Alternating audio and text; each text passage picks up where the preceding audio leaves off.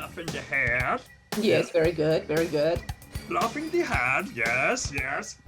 Fluff. Is he fluff? Yes, yes. Good. He's good. Very good. Fluffing the hat. We're leaving this in the video, you know. No, we're not.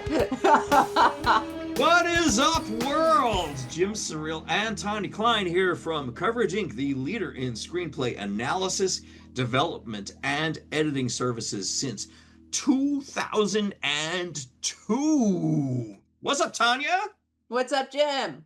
What are we talking about today? Well, today we are going to talk about the antagonist. Woo!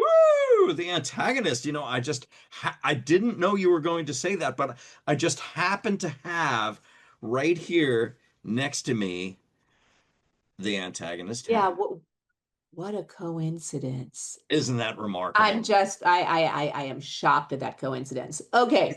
It's zeitgeist. Yeah, Okay. you had the intuition. Okay. So the antagonist. Everyone always talks about the protagonist, and most people forget about the antagonist, and therefore, what we often see are antagonists that are uninteresting, flat, Yeah. boring, one dimensional, and mustache twirling. Hmm. So, yeah, let's talk about what a good antagonist should be. So, there are a few things that we need to watch out for. Number one, an antagonist, very important for your story, should be stronger than the protagonist. In other words, more powerful, richer, smarter, blah blah blah, in a position of authority or power over over the protagonist. And why is that? Because we want to make sure our protagonist has obstacles to overcome. The more difficult we can make it for our protagonist, the better it will be for the story. And the way we make it difficult for the protagonist is by strengthening the antagonist. Because also, what we often see in scripts is that, people forget, writers forget about their antagonist, and therefore the antagonist is kind of like a pro forma character that pops up once in a while but doesn't really affect the story in the way they should be affecting the story. Yeah, so all of that is true, and I think when we start, laying out our structure, laying out our story, outlining all that stuff, we generally start with a not fully formed version of our antagonist. We generally start with a more fully formed version of our protagonist because that's where we have our investment. And of course, we're not talking about like anti-heroes or anything. We're right now we're just talking about a traditional protagonist antagonist type of relationship. But we generally have a clearer idea of who our hero is, their flaws, their foibles, what they need to achieve, what the stakes are if they don't achieve that. We know all of that stuff. All we generally know about the antagonist is this person is going to try to stop it for whatever reason. Maybe they have some history. Maybe this person, whatever it is, they're the bad guy. And sadly, that's often as far as it goes. You wind up with a script that has, maybe 4 to 6 scenes throughout its 100 pages with the antagonist, and the antagonist is just like, do this, send this person here, like, and they're giving orders, and they're, now I'm going to kill someone just to show, I am evil. just to show I'm So, evil. yeah, and that brings us to one of the most important points about the antagonist. Make sure the antagonist is a three-dimensional character. Yeah. You can't have someone who's just, I am evil for evil's sake because the script needs me to be evil, and therefore I am going to be evil. Yeah. Okay, so that's But, boring. but unless, of course, like evil itself is the antagonist, and we're talking like a supernatural type of thing or something, that's perfectly fine. We're Yeah, we're talking, talking about mostly human characters, which need to be three-dimensional. So, for example, how do we do that? So, first of all, the antagonist needs a very clear-cut goal that they're trying to achieve, and they need to have high stakes. What is going to happen if they don't achieve that goal? And they need to have a personal investment into achieving this goal. Because just like the protagonist, Yep. the big thing is that you need your antagonist's goal and your protagonist's goal need to be at cross purposes. So your antagonist needs to have something that means a great deal to them that they are trying to achieve. And the protagonist, from their point of view, the protagonist is in their way. And so, therefore, they will need to get rid of the protagonist. And, that basically nobody thinks, oh, I am evil. I am the evil antagonist. Nobody looks themselves in the mirror and goes, I am evil. I am the bad, evil antagonist. Look, we're all the hero of our own story. So let's make sure the antagonist is the hero of their own story. So, yes.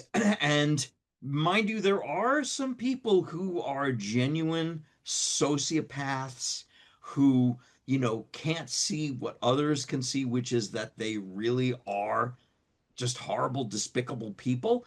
And, those people don't even need to rationalize their awful behavior, murder, mayhem, whatever that may be. Those, we're not specifically talking about those types of people. Yeah, We're but even those types of antagonists, you need to make interesting. You can't make them flat. You can't just make them, one note and flat. They need to be interesting. Yeah, yeah, exactly. So going back to what I'm going to put on my antagonist hat again here for this. So going back to what Tanya was saying before about making the antagonist the hero of their own story in a way, right? The example I always like to use is, of course, uh, Wilson Fisk from Netflix's Daredevil, particularly season one, in which he was the strongest. But, for the whole run of that series, Fisk was the polar opposite of Matt Murdock's Daredevil. They both had basically the same goal to clean up Hell's Kitchen, both going about it in very different ways. And, the things that Fisk did to achieve that goal made perfect sense in Fisk's mind. These are the things that he needed to do to achieve this goal. It's a means to an end. And this other guy in the red suit, uh, he's the bad guy, right? What a brilliant amount of texture and thought that went into the creation of this character, which, got subsequently ruined in other manifestations of the Iterations. yeah. But in season one of Netflix, it was just delicious, and so well portrayed.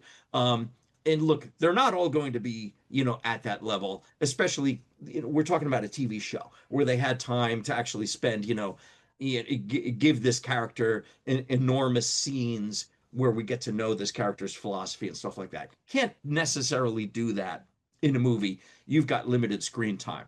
But what you can do is you can give this person unexpected dimensions and layers, right? Real life things that dimensionalize or humanize this person so that they're not just one note, they're not just a black hat.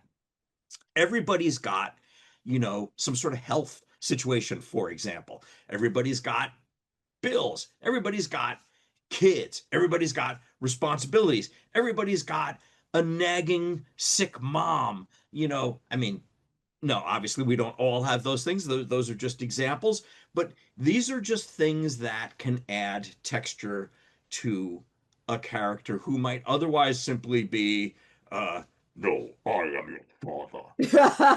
And yeah, I mean, one thing that always helps with humanizing someone are moments of levity, because often, in particular with the antagonist, it becomes I am very self-serious the entire time. All I am is self-serious, and I really, really take myself very seriously, and so should you. So, No, Mr. Bond, I expect you to die. Yeah, exactly.